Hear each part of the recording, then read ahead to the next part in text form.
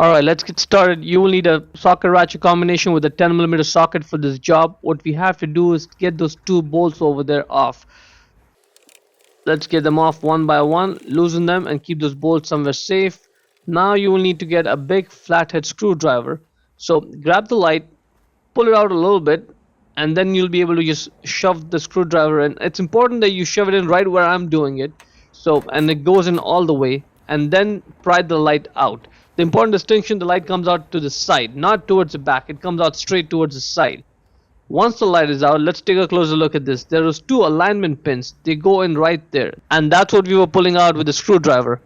And see where my finger is? That's where your screwdriver should go, so that way it presses up against the black piece, not the red lens. We don't want to press against the lens, it will crack it. Now that's the reverse side bulb holder. Just grab it and twist your left a little bit to loosen it, and that's it. See, that's the unlock position. You just have to twist your left a little bit to get the bulb out. Just grab the bulb and pull it out, and the bulb size is right there on it, 921. Again, 921, that's what you need to get the new bulb, and simply push it back into the bulb holder to secure it. Now when you put the bulb holder back in the light, you may have to do some twisting and turning before it just drops right in like that. So get it in, twist it right, and you are done.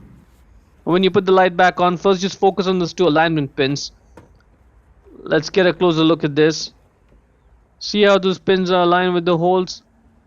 That is looking good. Now gently push them in first. That way we make sure you don't press it up against something else and break the pins accidentally.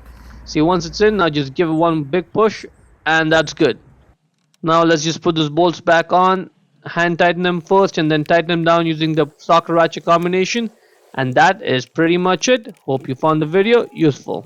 Before we go, let me give a quick shout out to Naya Motors Inc. for letting us use the car today to film the videos. They are a used car dealer here in Ottawa, Canada. Check out the link in the description for their entire inventory.